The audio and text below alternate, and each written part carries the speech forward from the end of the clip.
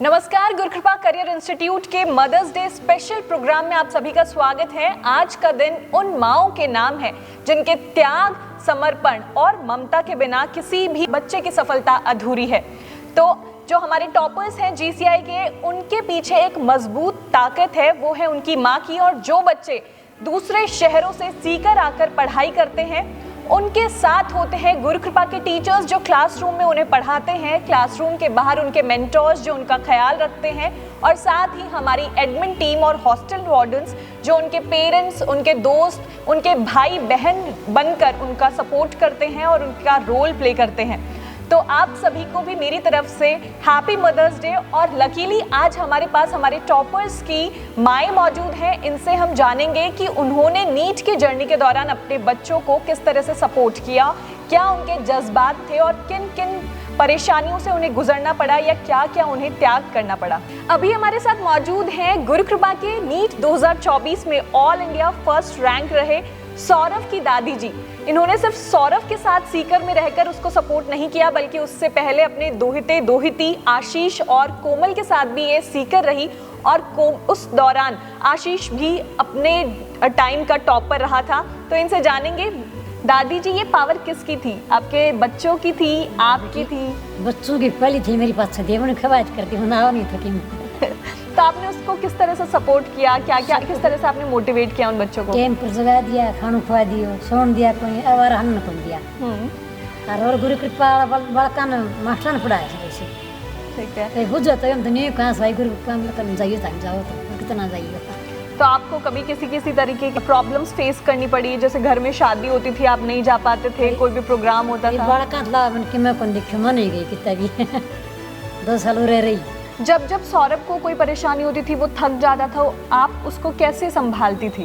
तो संभाल दी कोई, बस दवाई पानी दी को नहीं, और ये मुलाज के पुचकार के संभाल ली कहीं से घबराए कौन कर दी, पैसा हफ्ते ही पढ़ दो, हफ्ते आ जाओ। दादी जी, मैं ये पूछना चाह रही हूँ कि जब बच्चों को टेस्ट में मार्क्स कम आते हैं, तब उनकी दादी, उनकी मम्मी उनको बहुत डांटती हैं, तो आपको क्या लगता है? मैं कॉन्ट्रैक्ट कर दे तो डांट आया कर दो। अच्छा, उसके तो मार्क्स कम आए ही नहीं। हाँ, देखो नहीं आया कम।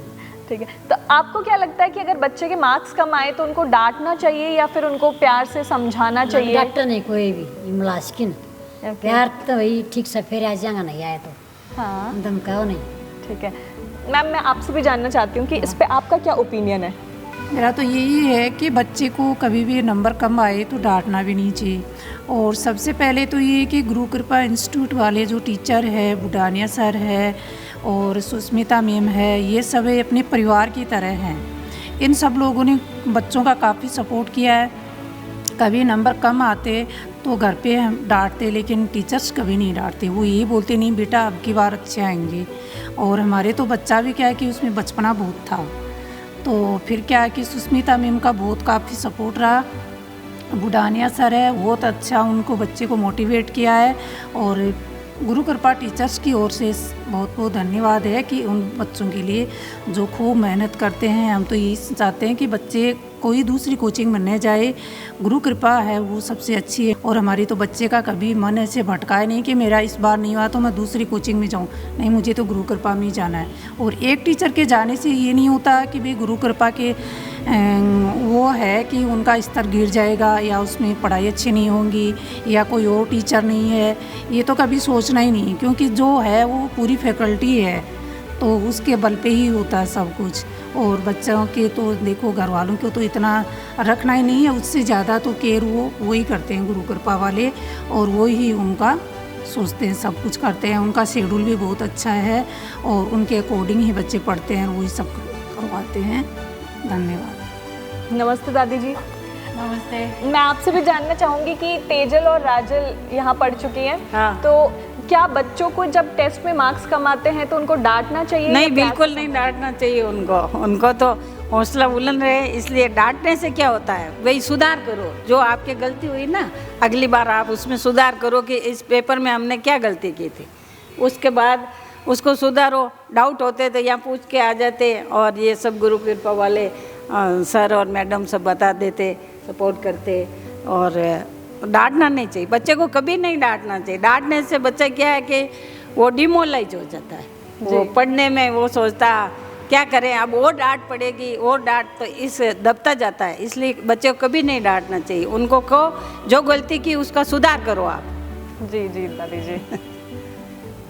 मैम आपका क्या ओपिनियन है? मैं मिलन की मम्मी हूँ, मैंने तो कभी नहीं डांटा मिलन को, क्योंकि मुझे ज़रूरत ही नहीं पड़ी मिलन को समझाने की, धमकाने की। हमेशा से उसको अच्छे मार्क्स मिलते थे टेस्ट हमेशा में? से अच्छे मार्क्स मिलते थे, और उसने जेई और नीट दोनों ही एक साथ में किए, मैथ और बायो से किए दोनों। ओके, एक साथ में दोनों में एक साथ सिलेक्शन? दोनों किए हैं, और गुरु कृपा का भी अच्छा सहयोग रहा है, अच्छा सपोर्ट रहा है, वहाँ भी मुझे कोई दिक्कत नहीं हुई। ठीक है मैम, आप भी अपना ओपिनियन बताइए। मैं अंकित की मम्मी हूँ। मैंने कभी बोला नहीं बच्चे को पढ़ने के लिए, वो अपने आप ही पढ़ लेता था, अपने आप उठ जाता था, कभी मैंने उठाया नहीं, खुद से ही अपना काम सब कुछ कर लेता था। तो अगर बच्चा डीमोटिवेटेड फील करे तो सबसे इम्पॉर्टेंट है कि बच्चे के मार्क्स कम आए तो उनको मोटिवेट करें, ना कि उनको डांटें। इसी से वो ज़्यादा से ज़्यादा प्रेशर में आ जाते हैं और प्रेशर में ही आके वो गलत कदम उठाते हैं। तो ये सबसे ज़रूरी चीज़ है। तो मैम आप किस तरह से अपने बच्चों को संभालती थी जब वो पढ़ते पढ़ते थक जाता था या फिर डीमोटिवेटेड फील करता था?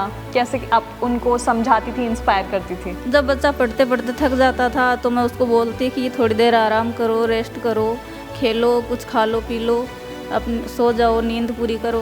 फिर सो जाता था, थोड़ी देर खेलता था, मोबाइल देखता था, फिर अपनी पढ़ने के लिए दोबारा बैठ जाता था। ओके मैम, आप भी बताइए। मैंने भी कभी नहीं उसको डांटा, और थक जाता था तो अपने आप ही सोता था, अपने आप ही उठता था, मुझे कहने की ज़रूरत ही नहीं पड़ती थी उसको, कभी नहीं कहा मैंने तो। ओके दादी जी, आप? बेटी मार तो सो जाता, उठ दो कोई नहीं, मैं ही उठाऊंगी। नींद ज़्यादा थी, फिर चिंता इतनी थी, पूरा कर लेंदा आपका, उठ दो फिर कोई उठ दो, पढ़ने बैठ जाता फिर कोई उठ दो। जब कदे कोई भी टेस्ट में मार्क्स कमाया अभी क्या? ना कोई नहीं आया इसको, ओके, जना थान खाने की जरूरत कोनी पड़ी। कदे एकम को नहीं आया। अच्छा, तो भी कदे लाग्यो कि नहीं मेरे हो को नहीं पा रहे हो? यह बात उन्होंने कदे कही है कोई नहीं। अच्छा, मैं नहीं कदे भाई करूँ मत पढ़िया कर, कदे पागल ना हो जा। हाँ, कि सुनेड़ी थी वही गणी पढ़ो बच्चों पागल हो जा। हाँ। बेटा कहूँ ना पढ़ा कदे पागल हो जा, हम अकेले जाएंगे। बिल्कुल।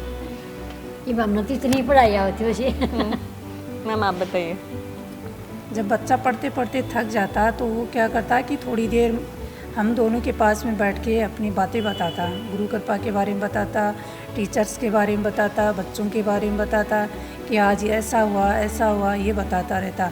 10-15 मिनट ये बातें करके फिर अपने आप पढ़ने बैठ जाता। कभी उठाने जगाने की, सोने की कभी नौबत ही नहीं आई कि हमें उनको बोलना पड़े।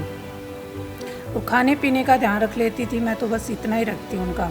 बाकी वो कभी कोचिंग में कभी अपसेंट नहीं हुआ, कभी उसने पेपर मिस नहीं किया, कभी वो लेट नहीं हुआ, और कभी उसका मन में ऐसा 2 दिन की छुट्टियां आ जाती तो वो सोचता कि छुट्टियां भी क्यों हुई, उसका मन ही नहीं करता घर पे पढ़ने के लिए। तो वो कोचिंग के ऊपर ही डिपेंड था सबसे ज़्यादा।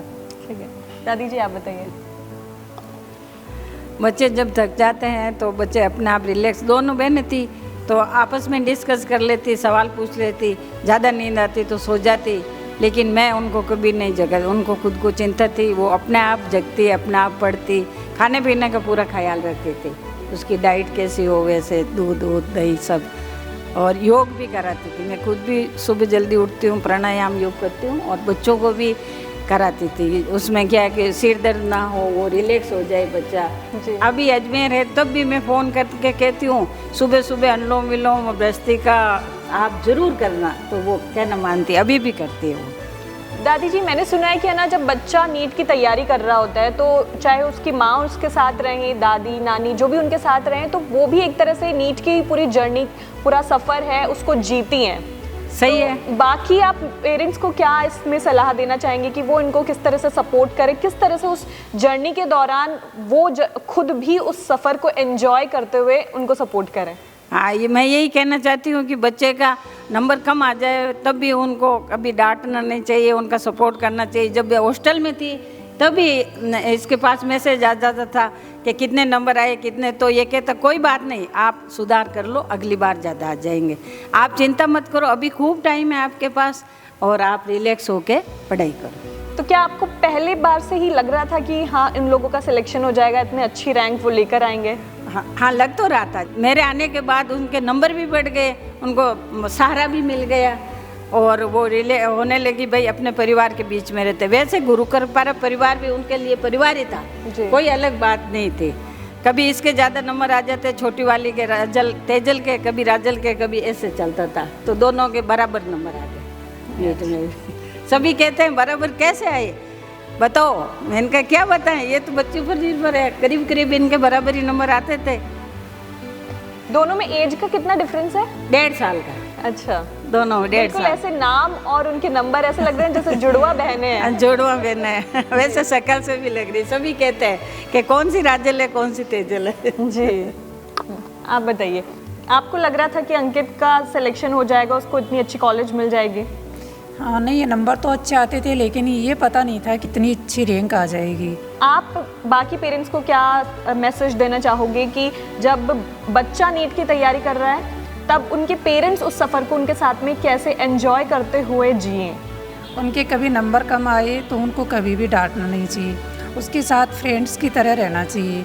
जो भी बच्चे के मन में होता है वो उनको पूछना चाहिए। अगर अपन फ्रेंड की तरह रहेंगे तो बच्चा अपने मन की सारी बातें बता देगा, उनके अंदर क्या कमजोरी है और उसके नंबर कम आने का क्या रीज़न है, और कोई कोचिंग में कोई प्रॉब्लम है, क्लास में हो, टीचर से हो, बच्चों से हो, तो वो सारी बातें बता देता है। तो बच्चा भी क्या है कि वो खुला रहता है और पेरेंट्स को भी हर बात का पता रहता है उनको, और पेरेंट्स को उनके साथ फ्रेंड की तरह ही अच्छा व्यवहार करना चाहिए। जी दादी जी, अब थे बताओ। भाई बेटी मत बता दी, क्या बताऊंगी।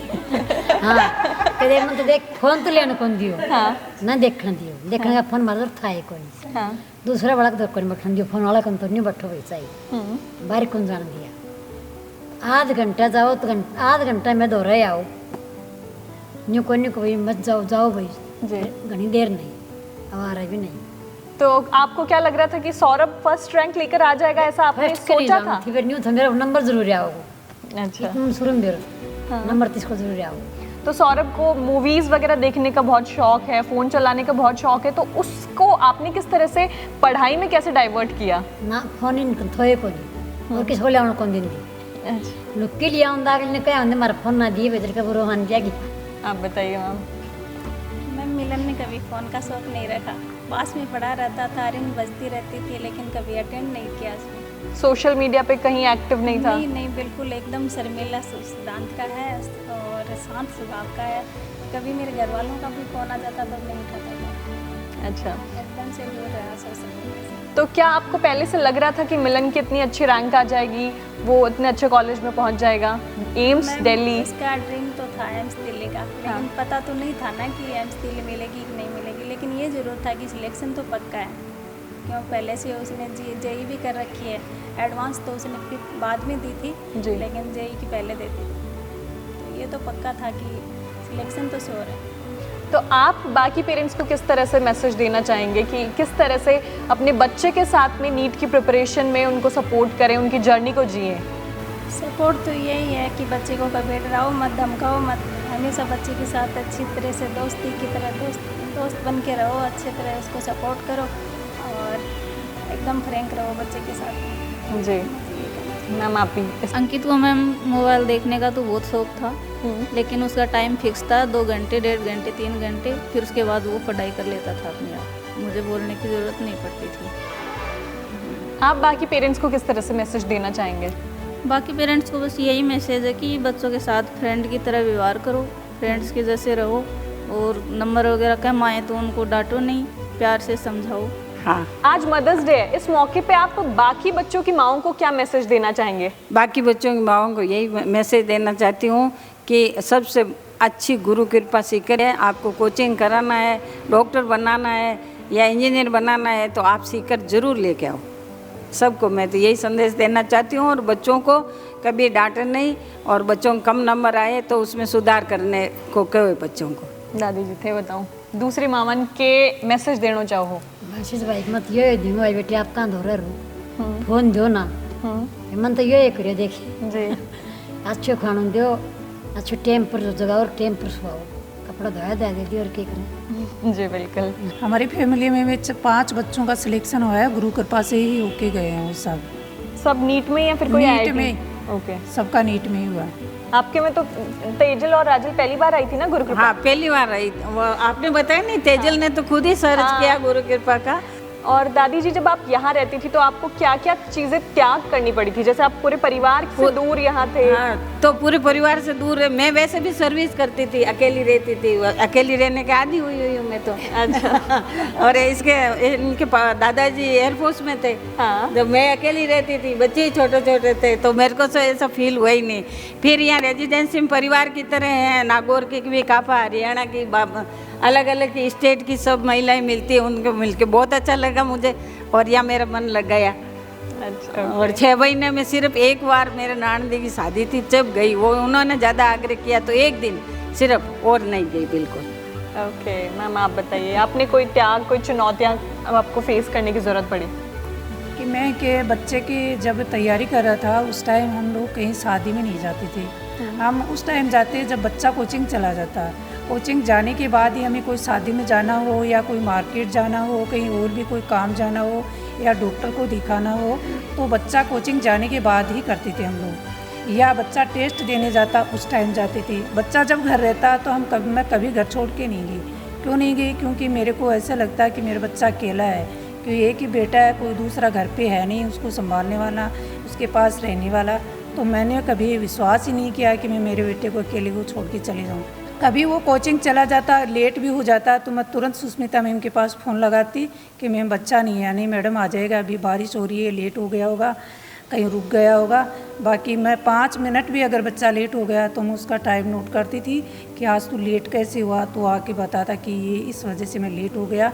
मैं डाउट क्लास लेने लग गया, या मेरी स्कूटी में कोई पेट्रोल डलाने लग गया, या मैं कहीं रुक गया बच्चे के पास। लेकिन मैं हर मिनट का उसका ध्यान रखती थी। बाकी मेरे बच्चा घर छोड़ के कभी भी कहीं बाहर नहीं गया, कभी भी कोई जिद नहीं थी उसके अंदर।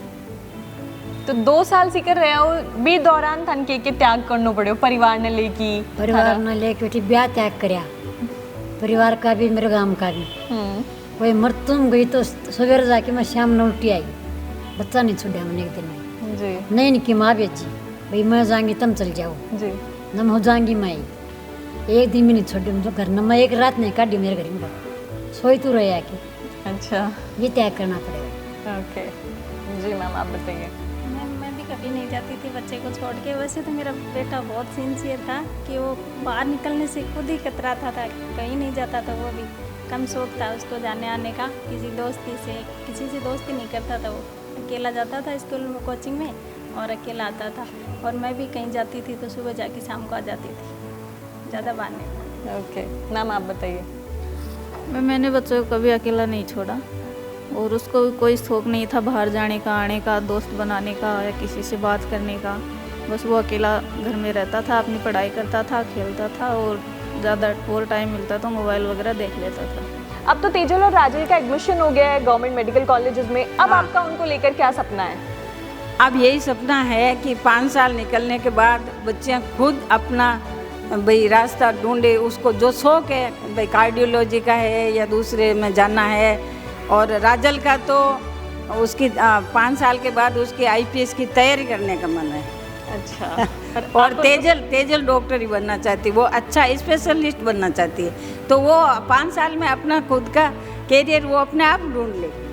बच्चों का क्या नीट तक ही ध्यान रखना पड़ता है। आगे तो 5 साल का जो सफ़र है उनमें तो बच्चे खुद ही अपना आगे का रास्ता निकालेंगे कि मैं 5 साल पूरे होते हैं, हमें PG की करनी है, फर्स्ट टाइम में PG में हो जाए, रेडियोलॉजिस्ट बनना है, या सर्जन बनना है, या न्यूरो बनना है, जो भी बनना है वो बच्चे खुद ही कर लेते हैं। अपने को अब आगे के बारे में सोचना ही नहीं पड़ता है, इतना बच्चे एडवांस हो गए हैं आजकल। थारो का ही सपना है अब?